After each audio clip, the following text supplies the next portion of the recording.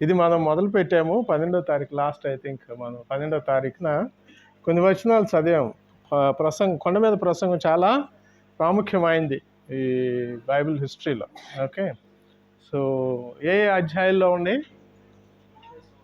మత్తయి సువార్త 5, 6, 7, 8 అధ్యాయాలు కొండ మీద నుంచి దిగుతారు కిందకి ఆయన. సో పోయినసారి మనం ధ్యానించిన విషయం జ్ఞాపకం చేసుకుంటే దేని గురించి మనం ధ్యానించాము? ఆత్మ విషయమై దీనులైన వారు ధన్యులు, పరలోక రాజ్యము వారిది అనే విషయం గురించి మనం ధ్యానించాము. సో ఈరోజు నెక్స్ట్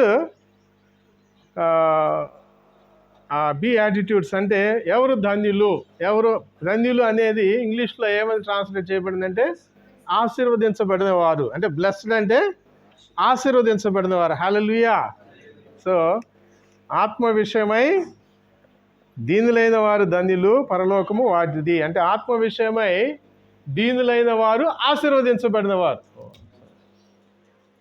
ఆత్మ విషయమై దీనులైన వారు ఆశీర్వదించబడిన వారు. హల్లెలూయా. సో ఇప్పుడు మనం 4వ వచనము చూద్దాం. 4వ వచనము, దుఃఖపడువారు ధన్యులు, వారు ఓదార్చబడుదురు. చాలు అంతే. దుఃఖపడువారు ఆశీర్వదించబడిన వారు. హల్లెలూయా. బ్లెస్డ్ ఆర్ దోస్ హూ మౌర్న్ అంటారు ఇంగ్లీష్లో. దుఃఖపడువారు ఆశీర్వదించబడిన వాళ్ళు. అదేంది?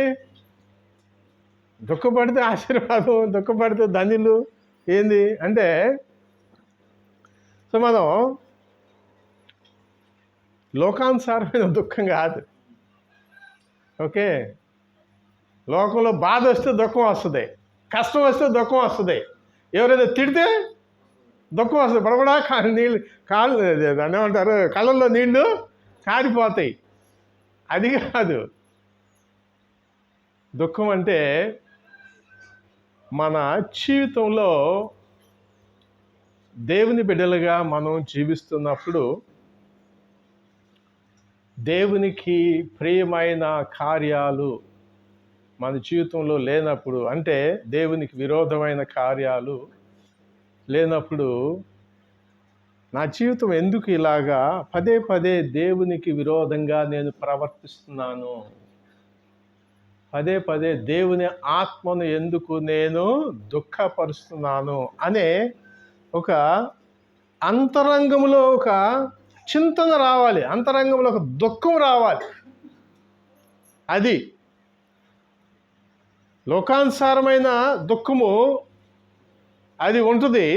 కానీ ఎప్పుడైతే నువ్వు ఎందుకు నా జీవితం, దేవుని బిడ్డనే, నేను బాప్తిసం తీసుకున్నాను, దేవుని కుమారుడిగా కుమార్తెగా ఇన్ని సంవత్సరాలుగా నేను జీవిస్తున్నాను, కానీ నా జీవితంలో దేవునికి ప్రియమైన రీతిలో ఉందా అని ఒకసారి మనం ఒకసారి పరీక్షించుకుంటాం అనుకోండి. పరిశుద్ధాత్మ దేవుడు మనకి చూపిస్తాడు ఎన్నో విషయాలు.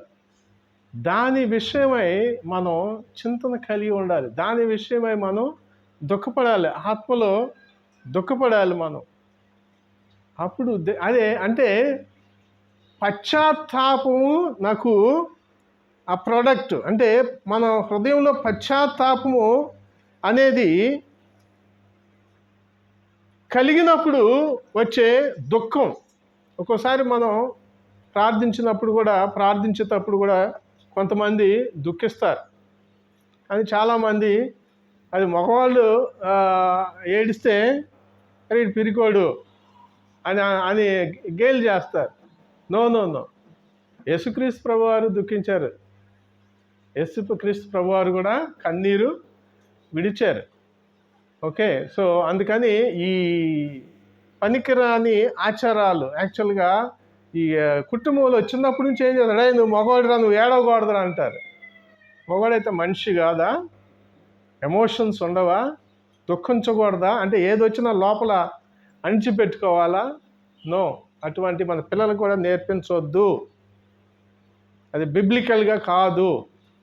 నీకు దేవునిలో దుఃఖం వచ్చినా, లేకపోతే ఏ ఏ విషయమైన ఎమోషనల్గా దుఃఖం వచ్చినా కూడా అది మెడికల్గా కూడా అది చాలా మంచిది అన్నమాట. అది ఆ ఎమోషన్స్ని ఎప్పుడు కూడా అణిచి పెట్టుకోకూడదు. అంటే భావోద్రేకాలను ఎప్పుడు మనం అణిచి పెట్టుకోకూడదు. సో అవి ఇది బయటకు వచ్చేస్తేనే అవి మంచిది. ఓకే, అది ఒక పక్కన పెట్టండి. అయితే ఇక్కడ ఆత్మ విషయమై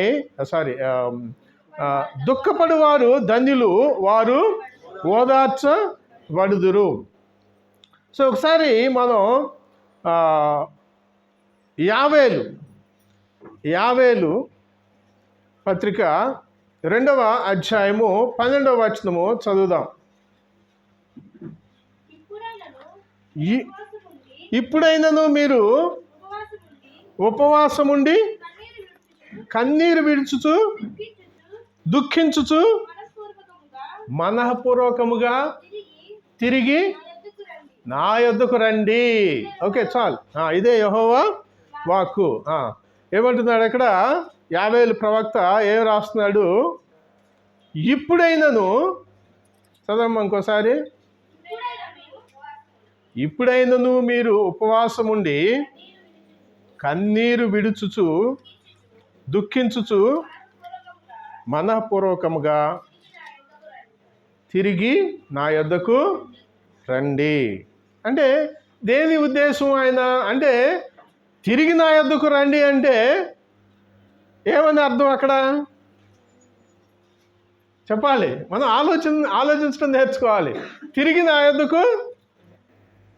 యొద్దకు రండి అంటే ఎక్కడికో పోయాడు కదా, అంతే కదా. తిరిగి నా యొద్దకు రండి అంటే వేరే దిక్కులో వెళ్ళిపోయాడు.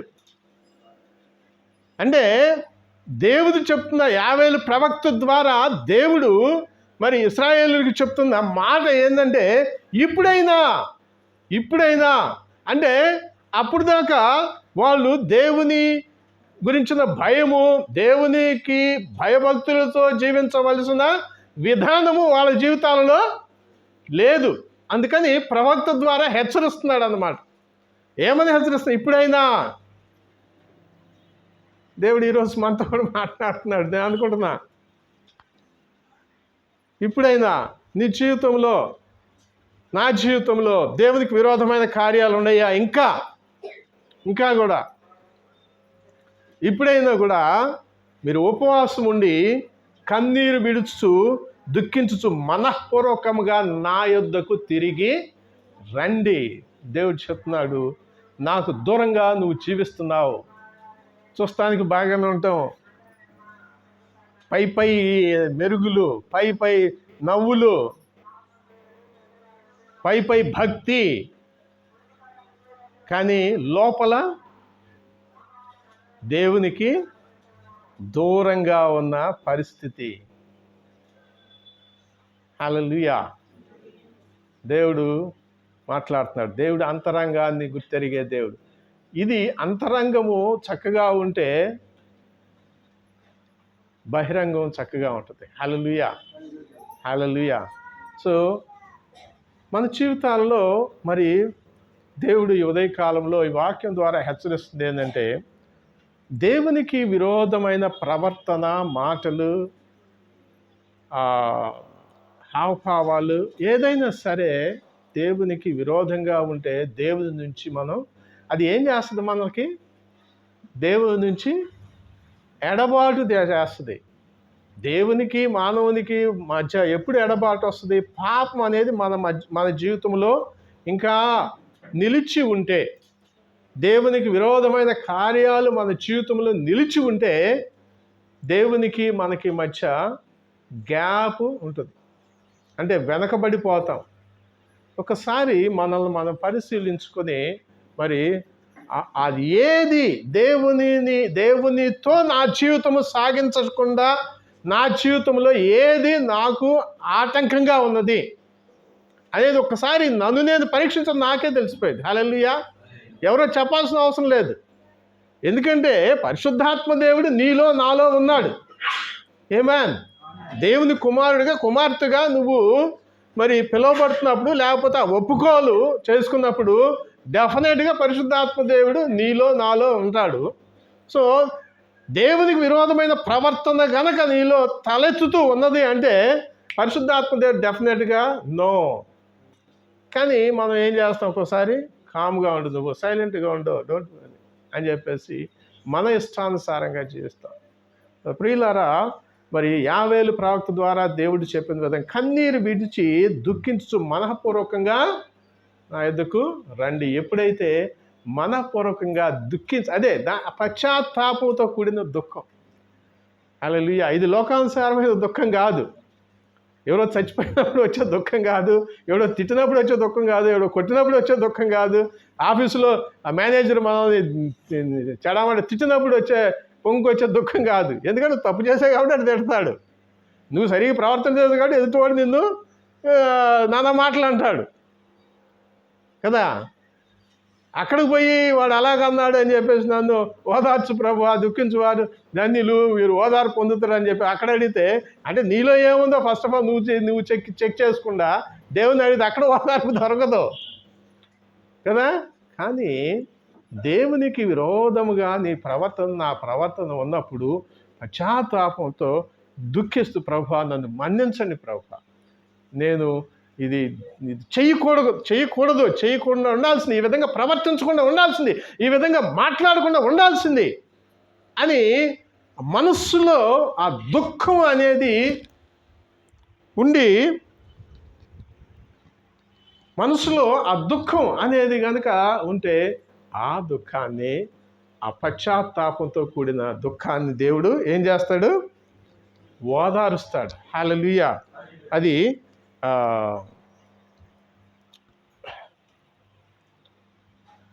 దేవునికి ప్రియమైన దుఃఖము, దైవ చిత్తానుసారమైన దుఃఖము. అదే కొరింథీయులకు రాసిన పత్రిక 2వ పత్రిక పౌలు గారు ఆ కొరింథీ సంఘానికి జ్ఞాపకం చేస్తున్నాడు.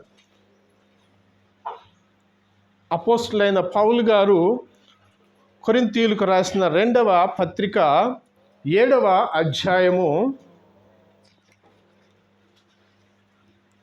8వ వచనం నుంచి 10వ. Yes, very good. నేను చెప్పకుండా చదువుతున్నామా వాక్యం? Very good, nice, right, very good. నేను రాసిన పత్రిక వలన మిమ్మును దుఃఖపెట్టినందున విచారపడను, నాకు విచారము కలిగినను ఆ పత్రిక మిమ్మును స్వల్పకాలము మటుకే దుఃఖపెట్టునని తెలుసుకొని ఉన్నాను. మీరు దుఃఖపడుతురని సంతోషించుటలేదు కానీ మీరు దుఃఖపడి మారు మనస్సు పొందితిరని ఇప్పుడు సంతోషించుచున్నాను. ఏలయనగా ఏ విషయములోనైనను మా వలన మీరు నష్టము పొందకుండాటకై దైవ చిత్తానుసారముగా దుఃఖపడితిరి. పౌలు కఠినంగా వీళ్ళని హెచ్చరించాల్సి వచ్చింది. Understand that? అర్థమవుతుందా? పౌలు ఏమంటున్నాడు, నేను రాసిన పత్రిక వలన మిమ్మల్ని దుఃఖపెట్టినందుకు నేనే విచారపడను, మిమ్మల్ని గద్దించినందుకు నేను విచారపడను, నా పత్రిక ద్వారా మీలో దుఃఖిస్తున్నారు, ఇంత కఠినంగా రాసాడేంది, ఇంత కఠినంగా మాతో మాట్లాడాడనే విషయంలో నేను విచారపడను అంటున్నాడు. ఎందుకు? నాకు విచారం కలిగిందని ఆ పత్రిక మిమ్మల్ని స్వల్పకాలం మటుకే దుఃఖపెడుతుందని తెలుసుకుంటున్నాము. అంటే అది ఆ దుఃఖం అనేది మీలో ఆ పశ్చాత్తాపం కలిగించడానికి ఆ తాత్కాలికమైన దుఃఖము, స్వల్పకాలమేది. మిమ్మల్ని జీవితాంతం దుఃఖపెట్టే పత్రిక కాదు, జీవితాంతం దుఃఖపెట్టే మాటలు కాదు నేను మాట్లాడింది. మీరు దుఃఖపడితేనే సంతోషించట్లేదు కానీ మీరు దుఃఖపడి మారు మనస్సు పొందితిరని ఇప్పుడు సంతోషిస్తున్నాను. ఇలా ఎందుకు అంత కఠినంగా మరి వాళ్ళకి వాళ్ళు దుఃఖించే విధమైన రీతిలో పౌలు గారు వాళ్ళకి పత్రిక రాయాల్సి వచ్చింది?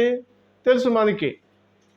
కొరింథీ సంఘం ఎలా ఉన్నదో తెలుసు, వాళ్ళ మధ్య ఎలాంటి ప్రవర్తన కలిగి ఉన్నారో తెలుసు మనకి. సో మరి అక్కడ ఏమంటున్నాడు? సో మీరు దుఃఖపడి సంతోషించలేదు, మీరు దుఃఖపడి మారు మనస్సు పొందితిరని సంతోషించుచున్నాను. ఇది మీరు నష్టము పొందకుండుటకై దైవ చిత్తానుసారముగా దుఃఖపడితిరి. హల్లెలూయా. మన జీవితంలో మనము దేవునికి విరోధమైన త్రోవలో వెళుతూ ఉన్నప్పుడు, మనల్ని ఎవరైనా హెచ్చరించినప్పుడు, దైవజనులు కానీ సహోదరుడు కానీ వాక్యానుసారమైన గద్దింపు, వాక్యానుసారమైన హెచ్చరిక మనకి వచ్చినప్పుడు దుఃఖము కలుగుతుంది. ఆ దుఃఖం ఏం దుఃఖము? దైవ చిత్తానుసారమైన దుఃఖము. దుఃఖించి అలాగా వదిలిపెట్టకూడదు. ఏమంటున్నాడు అక్కడ పౌలు గారు? ఎందుకు సంతోషిస్తున్నాడు? మీరు దుఃఖపడి మారు మనస్సు పొందితిరి. హల్లెలూయా. అవును, ఎవరన్నా మనల్ని హెచ్చరించినప్పుడు, లేదు పరిశుద్ధాత్మ దేవుడే నిన్ను హెచ్చరిస్తాడు.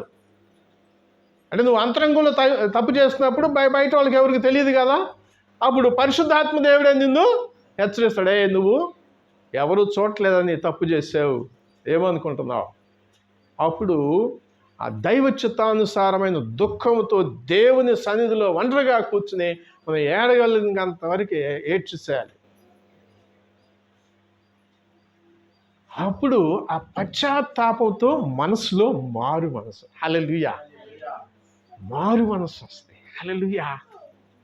సో అందుకని అంటున్నాడు, మీరు మారు మనస్సు పొందితరని ఇప్పుడు సంతోషిస్తున్నాడు. అంటే దెర్ ఇస్ ఎవిడెన్స్. అంటే వాళ్ళు మారు మనస్సు పొందారు, దుఃఖపడ్డారు. ఈయన రాసిన కఠినమైన మాటలకి దుఃఖపడ్డారు, పత్రిక దుఃఖపడ్డారు, కానీ దుఃఖపడి వదిలేయలేదు. వాళ్ళు ఇది ఇక నేను చేయకూడదు, ఈ విధంగా నా ప్రవర్తన ఉండకూడదని ఆ మారు మనస్సు పొందారు. హల్లెలూయా.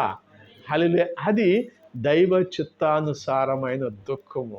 ఆ దుఃఖాన్ని దేవుడు ఓదారుస్తాడు. హల్లెలూయా. హల్లెలూయా. 10వ వచనం, దైవ చిత్తానుసారమైన దుఃఖము రక్షణార్థమైన మారు మనస్సును కలుగచేయును. ఈ మారు మనస్సు దుఃఖమును పుట్టించదు, అయితే లోక సంబంధమైన దుఃఖము మరణమును కలుగచేయును. సో చాలామంది లోక సంబంధమైన దుఃఖము ఒకటే విధంగా ఇచ్చేస్తారు. సో వాక్యం ఏం చెప్తున్నట్టు, లోక సంబంధమైన దుఃఖము ఏం చేస్తుందంట? మరణమును కలుగచేయును. దైవ చిత్తానుసారమైన దుఃఖం ఏం చేస్తుంది? రక్షణార్థమైన మారు మనస్సును కలుగచేయును. హల్లెలూయా. సో ఈ విషయము పౌలు గారు అక్కడ మరి ఆ కొరింథీ సంఘానికి మరి తెలియపరుస్తున్నారు. సో ఇక్కడ యేసుక్రీస్తు ప్రభువారు ఈ విధమైన దుఃఖము కలిగిన వారికి ఆయన ఓదార్పు దయచేస్తాడు అని. హల్లెలూయా. ఎటువంటి దుఃఖం అది? దైవ చిత్తానుసారమైన దుఃఖము. నా ప్రవర్తన, నా మాటలు దేవునికి విరోధంగా, సహోదరునికి విరోధంగా, సంఘానికి విరోధంగా ఏమైనా ఉన్నట్లయితే దాని గురించి మనము పశ్చాత్తాపడాలి. దానికి సూచనగా దుఃఖము పడినప్పుడు నిజంగా మనం దేవుని సన్నిధిలో నేను తప్పు చేశాను, నా సహోదరుని విరోధంగా నేను తప్పు చేశాను, సహోదరికి విరోధంగా నేను తప్పు చేశాను, సంఘానికి విరోధంగా తప్పు చేశాను, ఇరుగు పొరుగు వారికి విరోధంగా తప్పు చేశాను, ఆ విధంగా నేను ఉండవలసింది కాదు, ఆ విధంగా నేను ప్రవర్తించి ఉండవలసింది కాదు. దాని గురించి దుఃఖపడితే గాడ్ విల్ మన కన్నీరు తుడుస్తాడు. హల్లెలూయా. రక్షణార్థమైన మారు మనస్సు ఇకను దుఃఖము పుట్టించదు. హల్లెలూయా. హల్లెలూయా. హల్లెలూయా. లోకానుసారంగా నువ్వు అటువంటిది ఏమి లేకుండా ఓరకనే ఏడ్ చేస్తే అది మరణానికి దారి తీస్తుంది. హల్లెలూయా. సో ప్రియులారా, అది ఇక్కడ కొండ మీద ప్రసంగంలో క్రీస్తు ప్రభు వారు ఆయన చెప్తున్నాడు, దుఃఖపడు వారు ఆశీర్వదించబడిన వారు, వారు ఓదార్చబడుదురు. హల్లెలూయా. సో నెక్స్ట్ మనం పోదాము. తర్వాత వచనం ఏంది? 6వ వచనం, 5వ వచనం, 5వ వచనం కరెక్టే. సాత్వికులు ధన్యులు, వారు భూలోకమును స్వతంత్రించుకొందురు. సాత్వికులు అంటే శాంతమూర్తులు, ఓర్పు సహనము కలిగిన వారు, దీర్ఘశాంతము కలిగిన వారు. ఇన్ని ట్రాన్స్లేషన్స్ ఉన్నాయి ఇంగ్లీష్లో కనుక చూస్తే. సాత్వికులు అంటే మనం సింపుల్గా మన భాషలో మనం అర్థం చేసుకోవాలంటే శాంతమూర్తులు, సాధుగుణం గలవారు. ఓకే, సో సాధుగుణము కలిగిన వారు, శాంతమూర్తులు, ఆశీర్వదించబడిన వారు. హల్లెలూయా. అది ధన్యత. ఆమేన్, ఆమేన్, హల్లెలూయా. వారు భూలోకమును స్వతంత్రించుకొందురు. అంటే ఏంది? భూములు సంపాదించుకోవటం.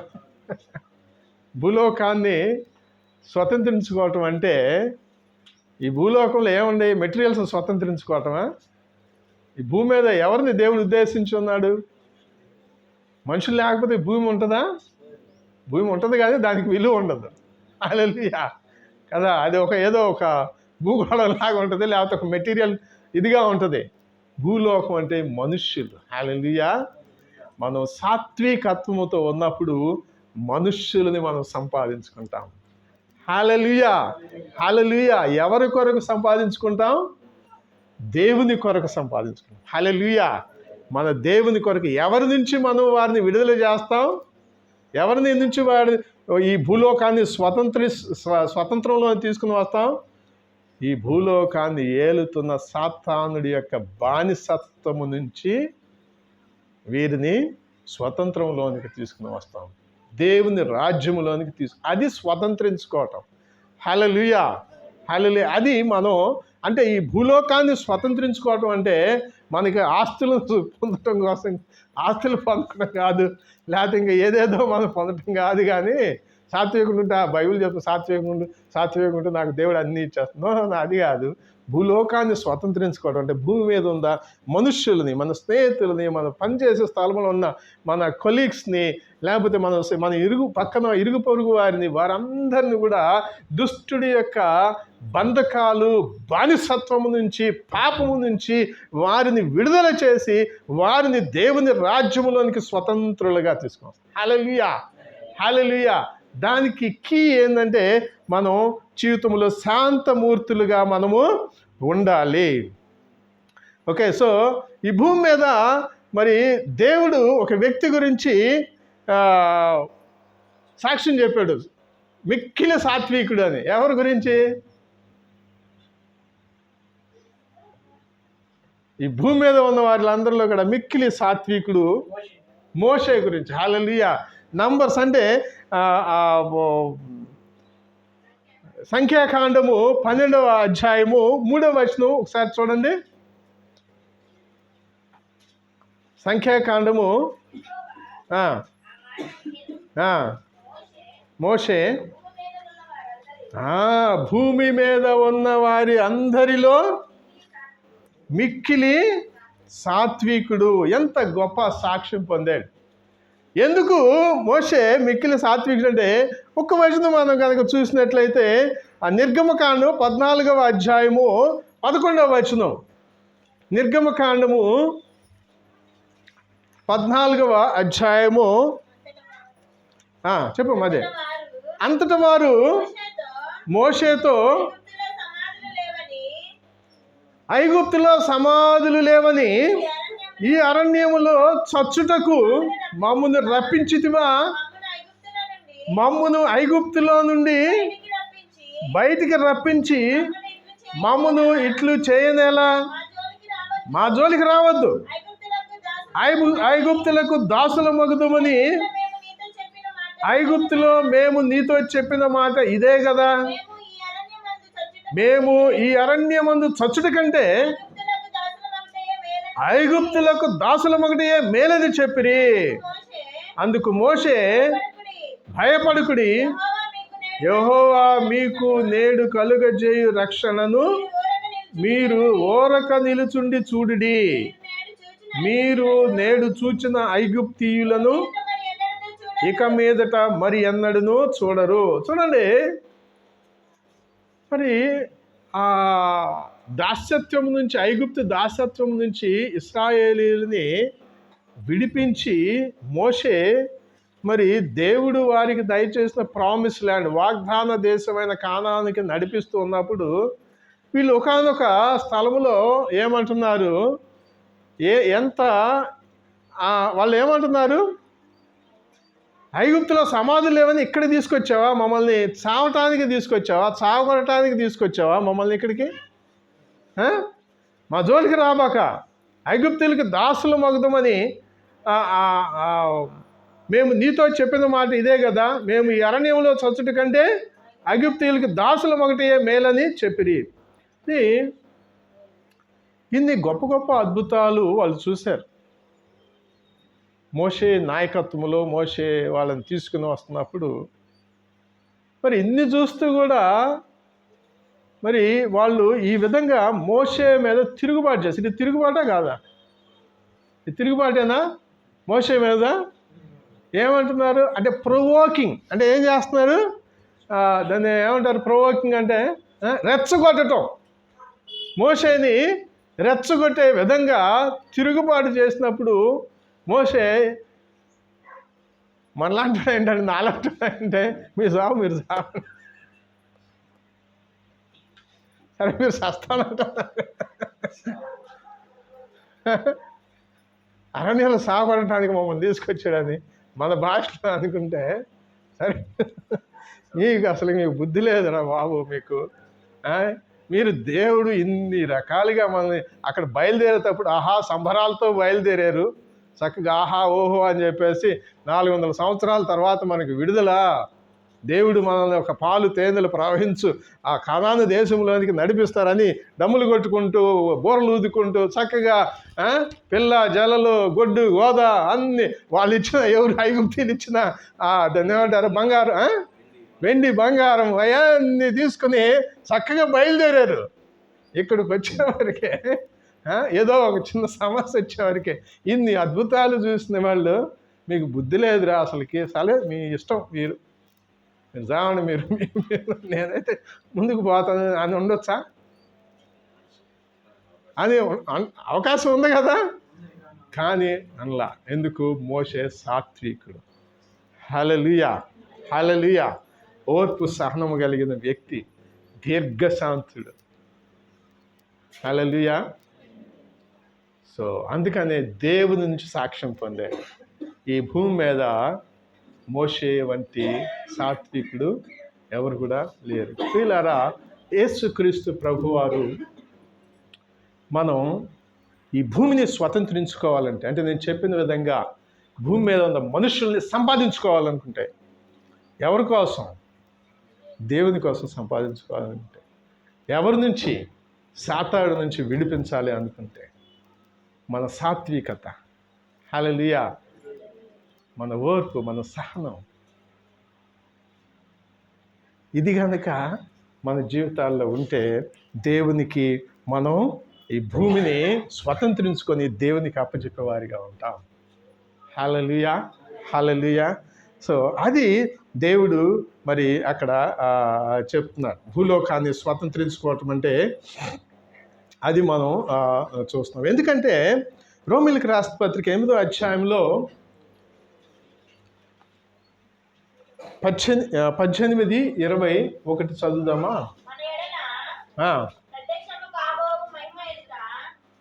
ఒకసారి మళ్ళీ ఇంకోసారి చదవమా? మన ఎడల ప్రత్యక్షము కాబోవు మహిమ ఎదుట ఇప్పటి కాలము శ్రమలు ఎన్నదగినవి కావని ఎంచుచున్నాను. ఎస్, ఇక్కడ దేవుని కుమారుల ప్రత్యక్షత కొరకు సృష్టి మిగుల ఆశతో తేరి చూచుచు కనిపెట్టుచున్నది. ఏలయనగా సృష్టి నాశనమునకు లోనైన దాస్యములో నుండి విడిపింపబడి దేవుని పిల్లలు పొందబోవు మహిమగల స్వాతంత్రము పొందునను నిరీక్షణ గలదై స్వేచ్ఛగా కాక దానిని లోపరుచిన వాని మూలముగా వ్యర్థపరచబడెను. సృష్టి యావత్తు ఇది వరకు ఏకగ్రీవముగా మూలుగుచు ప్రసవ వేదన పడుచున్నదని ఎరుగుదుము. చాలమ్మ. సో ఏ స్థితిలో ఉన్నది సృష్టి యావత్తు? దేవుని కుమారుల ప్రత్యక్షత కొరకు ఎదురు చూస్తూ ఉన్నది. ఎందుకు? ఏం చేస్తారంటే దేవుని కుమారులు ఎవరు? దేవుని కుమారులు ఎవరు? దేవుని కుమారులు ఆకాశం నుంచి ఊడిపడతారా? ఆకాశం నుంచి ఊడిపడతారా? దేవుని కుమార్తెలు ఎవరు? నువ్వేనా? ధైర్యంగా చెప్పాలి. హల్లెలూయా. నువ్వేనా దేవుని కుమార్తె? దేవుని కుమారుడు నువ్వేనా? ఏ మ్యాన్. సృష్టి యావత్తు ఎదురు చూస్తుందంట ప్రత్యక్షత కొరకు.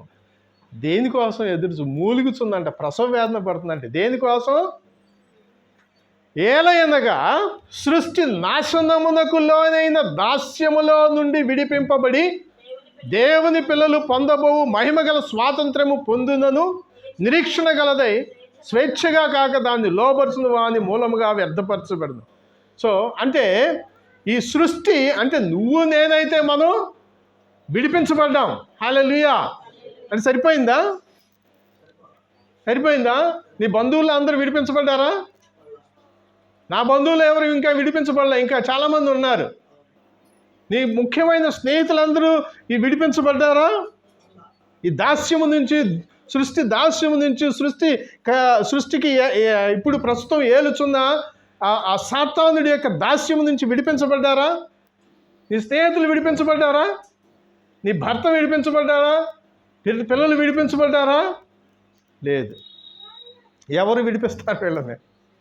ఎవరు? నేనే. నా బాధ్యత. సృష్టిని మనం స్వతంత్రించుకోవాలి. సాతాను యొక్క దాస్యము నుంచి వాళ్ళని బయటికి లాగాలి. సాత్వికులు ధన్యులు, భూమిని స్వతంత్రించుకున్నారు. హల్లెలూయా.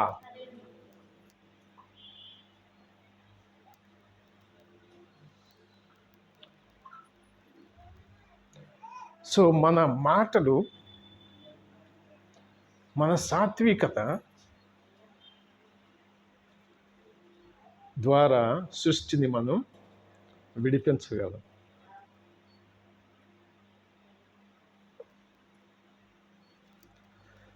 ఆ సృష్టిలో అందరూ ఉన్నారు. ఈ భూమి మీద ఇంకా ఎంతోమంది ఉన్నారు.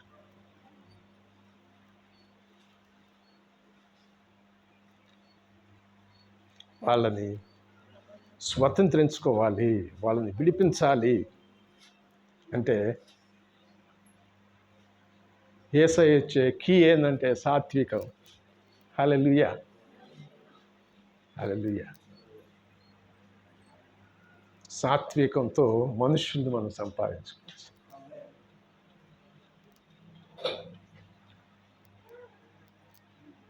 మన ప్రవర్తన సాత్విక ప్రవర్తన. బంధువుల మధ్య, స్నేహితుల మధ్య, పనిచేసే స్థలంలో, సంఘంలో, నీ సహోదరితో ఎలాగున్నావు?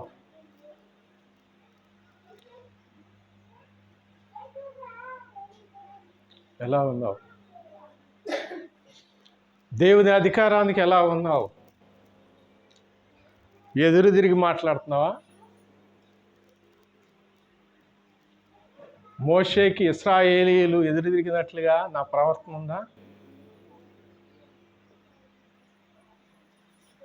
అంటే అంత సవ్యంగా పోతే ఎంజాయ్ చేయొచ్చు.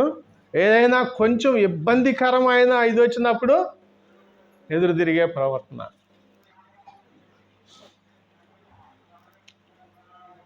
ఏమైనా ప్రయోజనం లేదు, ప్రయోజనం లేదు. అందుకని ఆ కొండ మీద ప్రసంగం చాలా గొప్పది. సో అందుకని సృష్టి ఒకసారి ఆలోచించండి, సృష్టి యావత్తు మూలుగుతుందంట దేవుని కుమారుల ప్రత్యక్షత కొరకు. ఎప్పుడు ఈ దాస్యత్వం నుంచి విడిపించబడతానా నేను? భారమైపోయింది ఈ పాపులు భరించలేకపోతున్నాను. దాంట్లో నా సొంత వాళ్ళు ఉన్నారు. హల్లెలూయా. ఒకసారి మనం ఆలోచిస్తే మన బాధ్యతగా మన కుటుంబ సభ్యులందరినీ, మన బంధువులందరినీ దేవునిలోనికి తీసుకుని వచ్చామనుకోండి, సాతానుడి యొక్క దాస్యంలో నుంచి విడిపించుకొచ్చామనుకోండి, వాళ్ళు కూడా ఇంకా మన స్నేహితుల్ని విడిపించామనుకోండి, మన పనిచేసే స్థలంలో ఉన్న వాళ్ళని విడిపించామనుకోండి, వాళ్ళు మరలా అప్పుడు సృష్టి అప్పుడు అమ్మయ్యా ఇప్పుడు దేవుని కుమారులు ప్రత్యక్షమయ్యారు. హల్లెలూయా. ఎంత సంతోషంగా ఉంటుంది. హల్లెలూయా. గంతులు వేస్తుంది. హల్లెలూయా. ఆ కీ ఎక్కడుంది? ఆ తాళం చెవి ఎక్కడుంది? నా దగ్గర ఉంది. దేవుడు భీమ్ అని చెప్పేసి మాయ చేయొచ్చు. అలా చేస్తే ఆయన చేతుల్లో మనం కీలు బొమ్మలు అయిపోతాం. హల్లెలూయా. స్వతహాగా మన ప్రవర్తన ద్వారా, మన మాటల ద్వారా, దేవుడు మనకిచ్చిన తలాంతుల ద్వారా ఈ భూమిని విడిపించాలి. హల్లెలూయా. హల్లెలూయా. మన సాత్వికతతో మనుషులతో మాట్లాడుతూ మనుషుల మధ్య సంచరించేటప్పుడు అరే ఈ వ్యక్తి ఎంత ఓర్పి ఇతనికి ఎక్కడి నుంచి వచ్చిందబ్బా, ఒకప్పుడు ఎంత కోపిస్ట్ కదా, మాట్లాడితే భూమని లేసేవాడు కదా, ఎంత అంటే ఎలాగొచ్చిందబ్బా? ఇతను నమ్ముచున్న దేవుడు నమ్మదగిన దేవుడు, నిజమైన దేవుడు, మార్పు తీసుకొచ్చే దేవుడు. హల్లెలూయా. ఆ విధంగా మనుష్యులని మనం స్వతంత్రించుకోవచ్చు.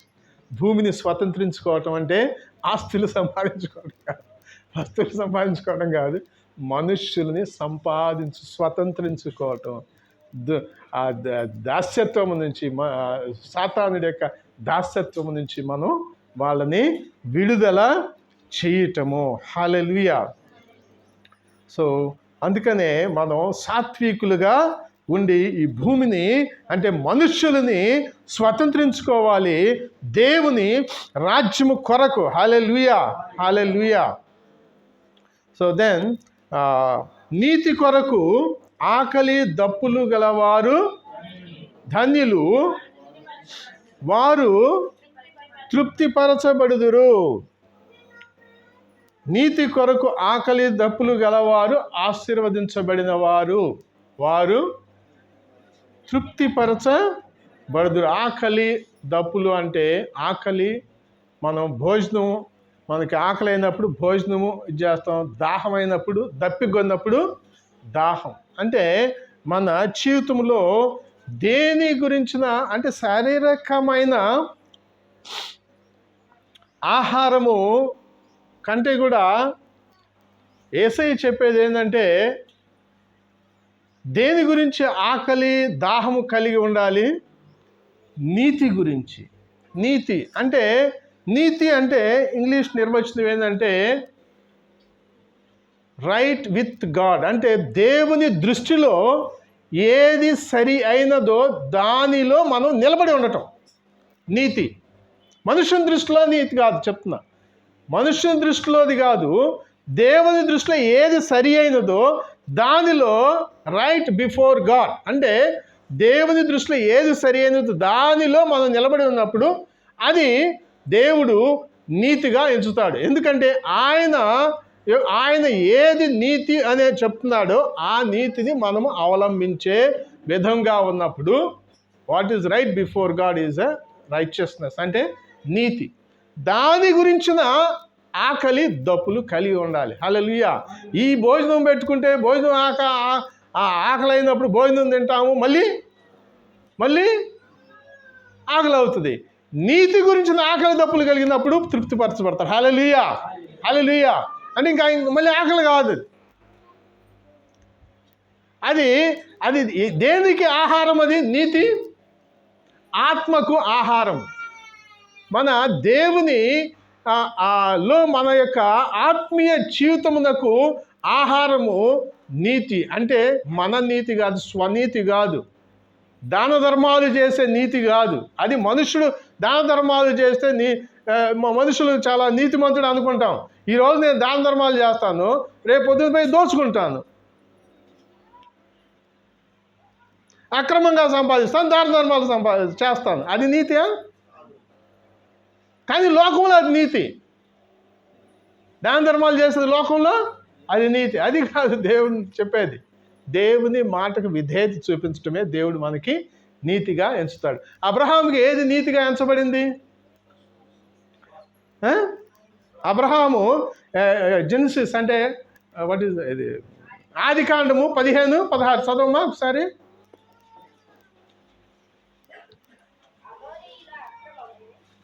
ఆదికాండం 15:16 లేదంటే 15:6 సారీ 15:6 15:6.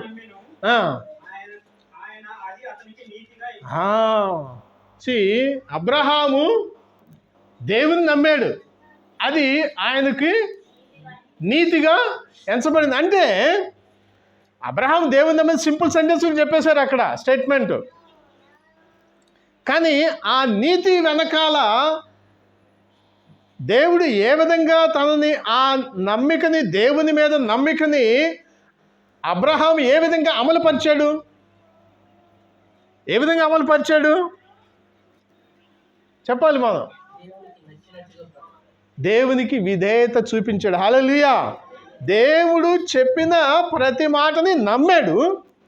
నమ్మి ఫలానా అక్కడ ఒక స్టోరీ కూడా చెప్తాడు యేసుక్రీస్తు ప్రభు వారు. ఒక ఉపమానం చెప్తాడు. ఒక తండ్రికి 2 కుమారులు ఉన్నారంట. ఒకడిని ఇద్దరిని కూడా పిలిచి ఫలానా పని చేసి రమ్మన్నాడంట. ఒకడేం చేస్తానన్నాడంట, చేస్తాడు కానీ చేయలా. ఇంకొకడు నేను బాగున్నా అంటున్నాడంట, దాని తర్వాత పోయి పని చేసుకుని వచ్చాడు. దీంట్లో ఎవరు నీతిమంతుడు? రెండోవాడు. ఎందుకు? వాడు చేసి వచ్చాడు, అంటే విధేయత చూపించాడు. విధేయత చూపించిన వాడు నీతిమంతుడు. హల్లెలూయా. సో అబ్రహాము నీతిమంతుడిగా దేవుని దృష్టిలో ఎంచబడింది. విశ్వాసము ఉన్నది. విశ్వాసంతో పాటు విధేయత దాని విశ్వాసాన్ని పూర్తి చేస్తుంది. యాకోబు ఏం చెప్తాడు? క్రియలు లేని విశ్వాసము మృతం. నువ్వు విశ్వాసం ఉందని చెప్పేసి నువ్వు నీ జీవితంలో ఆ విశ్వాసానికి కర్త అయిన దేవునికి విధేయత లేని జీవితం, అంటే క్రియలు లేని జీవితం, దేవుడు చెప్పిన విధంగా నడుచుకొని జీవితము ఉంటే నువ్వు నిజంగా దేవుని విశ్వసిస్తున్నావా? దేవుని చెప్పిన మాటని ఆహా ఓకే అని చెప్తాము, కానీ దాని ప్రకారం నడుచుకోకపోతే అది విశ్వాసమేనా లేకపోతే అది చచ్చిపోయిన విశ్వాసమా? అనేకమైన మాటలు మనం ఈరోజు కూడా అనేకమైన మాటలు విన్నాము. వీటన్నిటి ప్రకారం మనం ఈ మాటలు దేవుని మాటలేనా? మరి నమ్ముతున్నామా? దాని ప్రకారం నడుచుకున్నప్పుడు అది నీతి. హల్లెలూయా, హల్లెలూయా. విశ్వాసం ఒక ఎత్తు. ఏమి చెబుతుందో అంటే దేవుడు ఏం చెబుతున్నాడో దానికి విధేయత చూపించడం. అబ్రహాము 100వ ఏట పుట్టిన ఇస్సాకుని కొంతకాలం పెరిగాడు, చక్కగా ఆనందిస్తున్నారు. అరే లేక పుట్టాడు, దేవుని వాగ్దానపు పుత్రుడు అని చెప్పేసి చక్కగా ఎదుగుతూ ఉన్నాడు, సంతోషిస్తున్నారు భార్యాభర్తలు ఇద్దరు. సడన్గా వచ్చేసి అబ్రహామా ఈ ఏకైక కుమారుడైన ఇస్సాకుని ఫలానా కొండ మీదకి తీసుకొచ్చి నాకు బలి ఇవ్వమంటున్నాడు. ఏమన్నాడు అక్కడ అబ్రహాము? నిస్సందేహం, ఏం మారు మాట్లాడాల. హల్లెలూయా. అది విశ్వాసం. హల్లెలూయా, అది విశ్వాసం. No question. అందుకనే దేవుడు అబ్రహాముని ఏమంటున్నాడు? అబ్రహాము దేవుని నమ్మెను, అది అతనికి నీతిగా ఎంచబడింది. జస్ట్ నమ్మకం కాదు, కానీ నమ్మకముతో కూడిన క్రియ అంటే విధేయత. ఎవరికి? మనుషునికి కాదు, దేవునికి. అది దేవుని నీతి. అటువంటి నీతి కొరకు ఆకలి దప్పిక నీకు నాకు కలిగి ఉన్నదా? దేవుడు మాట్లాడుతున్నాడు.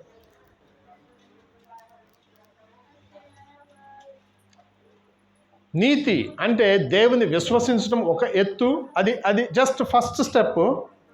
కానీ ఆ విశ్వాసంతో దేవుడు మాట్లాడే మాటలకి విధేయత చూపిస్తూ ఉన్నప్పుడు దేవునిలో మన జీవితం సాగుతుంది. హల్లెలూయా. అప్పుడే మనము ఆశీర్వదించబడిన వారము. హల్లెలూయా. అప్పుడే మనము ధన్యులము.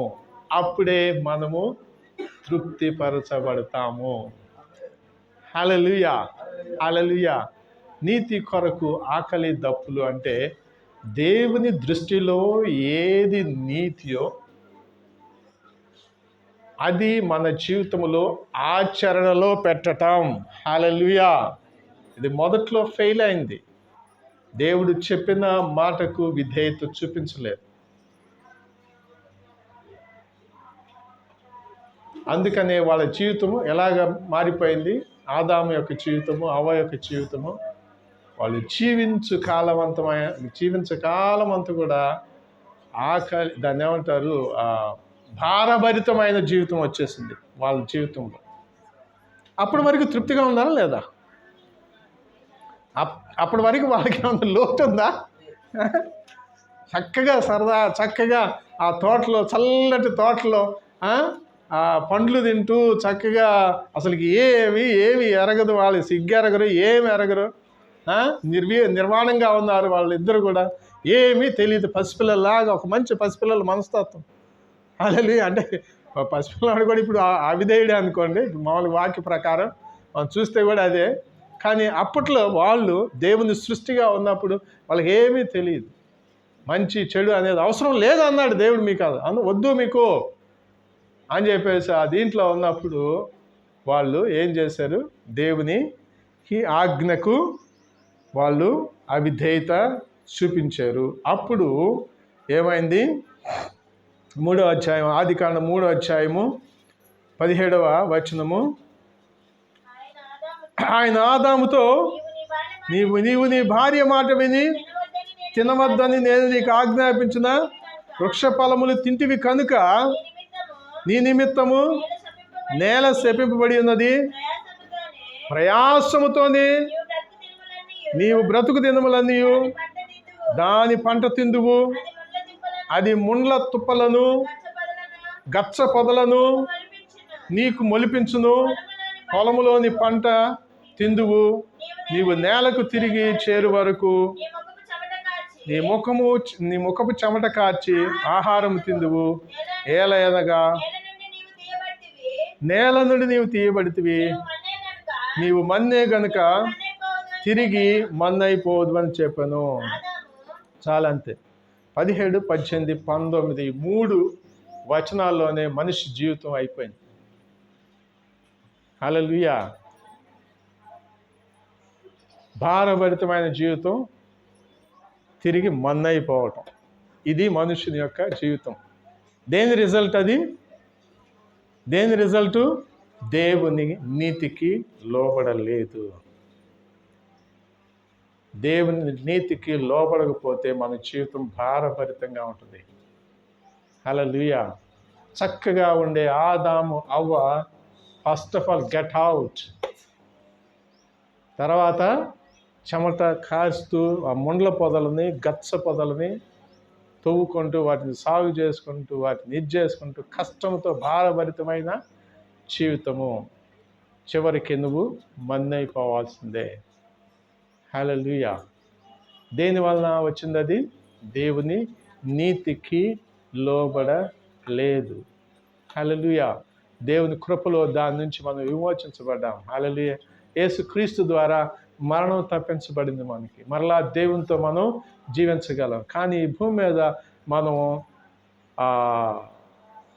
ఆకలి దప్పులు లేకపోతే తృప్తిపరచబడిన జీవితం జీవించాలి అంటే దేని కొరకు ఆకలి దప్పులు కలిగి ఉండాలి? నీతి కొరకు. ఏ నీతి? సొంత నీతియా? నీకు ఏది నీతి అనిపిస్తే అదే ఆ నీతి. ఎదుటి వాళ్ళకి ఏది నీతి అనిపిస్తే అదే ఆ నీతి. ఎవరికి మరి నీతి అనిపిస్తే? దేవుని దృష్టిలో ఏది నీతి అనిపిస్తే అది దేవుడు నీకు చెప్పినప్పుడు, దానికి విధేయత చూపించినప్పుడే అది నీతి కొరకు నువ్వు ఆకలి దప్పులు కలిగి ఉంటావు. అప్పుడు మనం తృప్తికరంగా జీవించవచ్చు. హల్లెలూయా. అటువంటి జీవితం జీవిస్తూ దేవునిలో మనం జయకరంగా జీవిద్దాం. హల్లెలూయా. ప్రభు కృప మనకు ఎల్లప్పుడూ తోడుగా ఉంది. ఆమేన్. ఆమేన్.